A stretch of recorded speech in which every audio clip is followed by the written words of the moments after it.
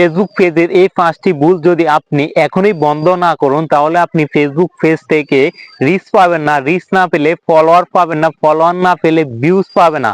আপনি এগুলো যদি কিছুই না পান, তাহলে আপনি reels monetization, content monetization, star, live stream কিছুই পাবেন না।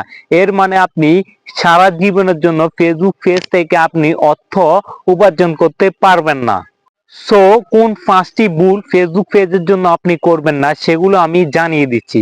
এর আগে আপনি যদি আমার চ্যানেলে নতুন হয়ে থাকেন, তাহলে চ্যানেলটি সাবস্ক্রাইব করেই রাখবেন। তো গাইস, চলুন শুরু করা যাক।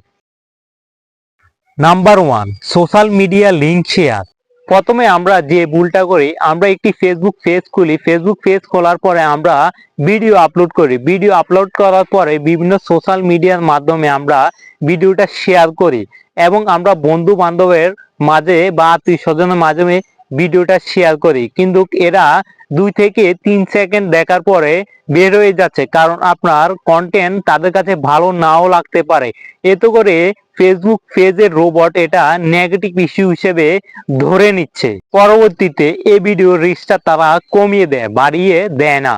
পরবর্তীতে আপনি আবারও একই ভুল করেন। আপনি একই ভিডিও আপনি আবার সোশ্যাল মিডিয়া বা আত্মীয় স্বজন বন্ধু বান্ধবের মাঝে শেয়ার করেন। এতে করে 100 জনের মধ্যে 95 জন এই ভিডিওটা 2 থেকে 3 সেকেন্ড স্কিপ করে এবং 5 জন এই ভিডিওটা দেখে। এতে করে ফেসবুক রোবট আপনার ফেসবুক পেজের রিচ কমিয়ে দেয় এবং ফেসবুকের যে ভিডিওটা আপনি বন্ধু বান্ধবের মাঝে শেয়ার করেছেন, ওই ভিডিওর রিচটাও তারা ডাউন করে দেয়। এতে করে আপনার ফেসবুক পেজটি পুরোই ডাউন হয়ে যাচ্ছে।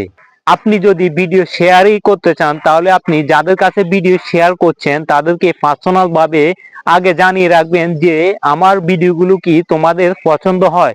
যদি পছন্দ হয় তাহলে আমি আবার তোমাদের কাছে শেয়ার করব। যদি পছন্দ না হয় তাহলে আপনি শেয়ার করবেন না।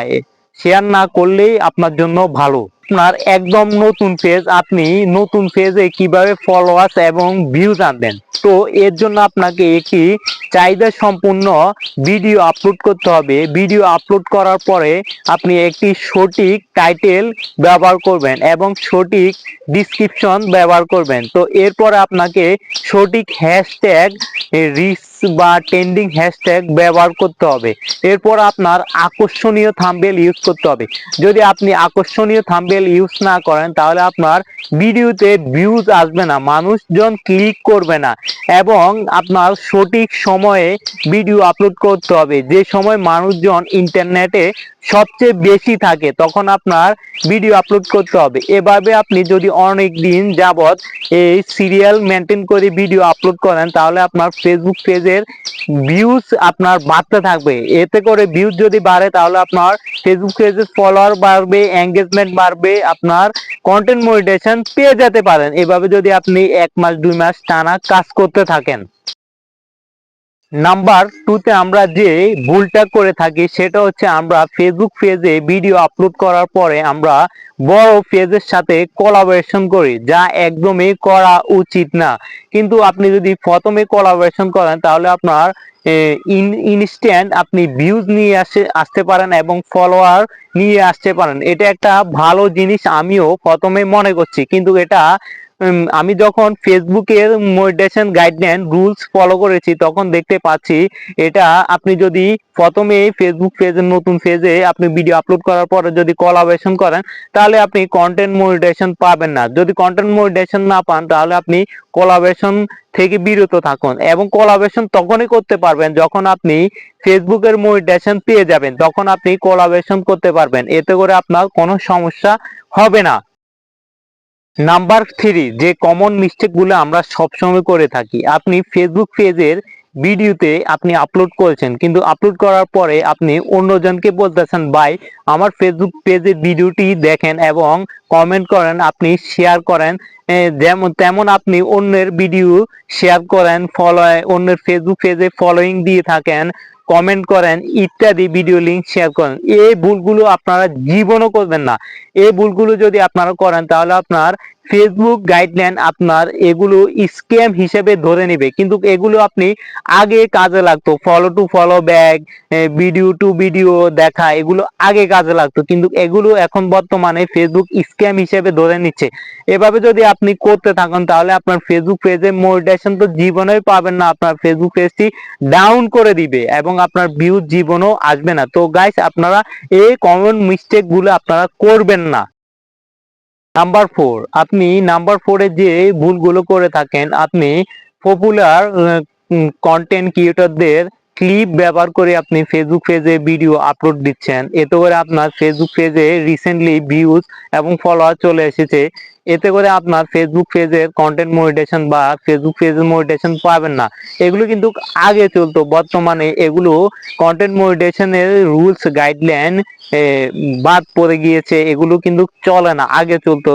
তো গাইস, আপনি যদি মনিটাইজেশন পেতে থাকেন বা ফেসবুক পেজ থেকে আপনি যদি ইনকাম করতে থাকেন, তাহলে আপনার নিজের কন্টেন্ট ইউজ করবেন, কারো কন্টেন্ট ইউজ করবেন না। আপনি যেতটুকু পারবেন অতটুকু কন্টেন্ট, নিজের কন্টেন্ট ইউজ করবেন। তো আরেকটি বিষয় আমি জানিয়ে দিচ্ছি, আপনারা ফেসবুক পেজের ভিডিওতে আপনারা ব্যাকগ্রাউন্ডের মিউজিক ইউজ করেন, অন্যের ব্যাকগ্রাউন্ড মিউজিক ইউজ করেন। এতে করে আপনি যদি অন্যের ব্যাকগ্রাউন্ড মিউজিক ইউজ করেন তাহলে আপনার ভিডিওতে কপিরাইট স্ট্রাইক বা কপিরাইট চলে আসবে। এতে করে আপনার ফেসবুক পেজ রিমুভ হয়ে যাওয়ার সম্ভাবনা আছে, আপনি কন্টেন্ট মনিটাইজেশন নাও পেতে পারেন বা মনিটাইজেশন নাও পেতে পারেন, আপনার ফেসবুক পেজ ডাউন হয়ে যেতে পারে।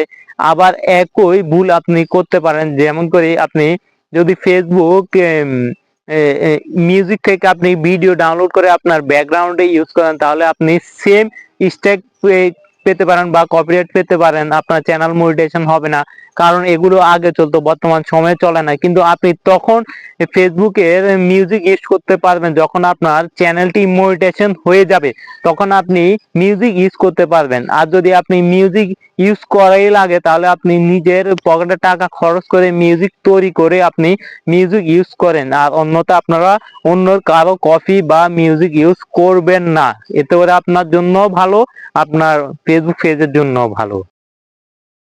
নাম্বার 5-এ আপনারা যে ভুলগুলো করে থাকেন সেগুলো হচ্ছে ফেসবুক কমিউনিটি গাইডলাইন্স রুল সম্পর্কে আপনার জানতে হবে। আপনি কষ্ট করে ভিডিও তৈরি করছেন, আপনি সময় ব্যয় করছেন, অর্থ ব্যয় করছেন, আপনার জীবনের সবকিছু ব্যয় করছেন আপনি ফেসবুক পেজের জন্য। তখন যদি আপনার একটা দুইটা ভিডিওতে কমিউনিটি গাইডলাইন্স রুলস ইস্যু চলে আসে, তাহলে আপনার জীবনের অর্ধেক সময় বা কষ্টগুলো বৃথা যাবে। এবং এভাবে যদি 2-3টা ভিডিওতে কমিউনিটি রুলস গাইডলাইন চলে আসে, আপনার ফেসবুক পেজটা হুমকির মুখে চলে যাবে এবং একটা সময় গিয়ে আপনার ফেসবুক রিমুভ হয়ে যাবে। তো গাইস, এভাবে আপনার কমিউনিটি গাইড সম্পর্কে জেনে রাখবেন। তো কি কি গাইড সম্পর্কে আমি একটু বলে দিচ্ছি। কোনো প্রকার রক্তাক্ত পোস্ট করা যাবে না, কোনো প্রকার সেক্সুয়াল পোস্ট করা যাবে না, কোনো অ্যাক্সিডেন্টের পোস্ট করা যাবে না, কোনো গালিগালাজ দেওয়া পোস্ট করা যাবে না, কোনো প্রকার হুমকি দেয় এরকম কিছু শেয়ার করা যাবে না, এবং অ্যাডাল্ট কিছু শেয়ার করা যাবে না। এর মানে আপনি কোনো রকম খারাপ কিছু ইউজ করতে পারবেন না। এতে করে আপনার যদি ইউজ করেন তাহলে আপনার ফেসবুক পেজ হারিয়ে যাবে, আপনার টাকাও হারিয়ে যাবে, আপনার সময় হারিয়ে যাবে, আপনি ফেসবুক পেজ থেকে ইনকাম করতে পারবেন না। তো গাইস, আপনারা যদি কোনো প্রকার এই ভিডিও থেকে উপকৃত পেয়ে থাকেন তাহলে আমার চ্যানেলটি সাবস্ক্রাইব করবেন, এবং আমার যদি কোনো ভুল ত্রুটি থেকে থাকে তাহলে আমার কমেন্ট অপশনে কমেন্ট করবেন, তাহলে আমি পরবর্তী ভিডিওতে এটা সংশোধন করে নিব। তো গাইস, আমি রাজন এর থেকে বিদায় নিচ্ছি। তো গাইস, সবাইকে অসংখ্য ধন্যবাদ যারা যারা এই ভিডিওটা শেষ পর্যন্ত দেখেছেন।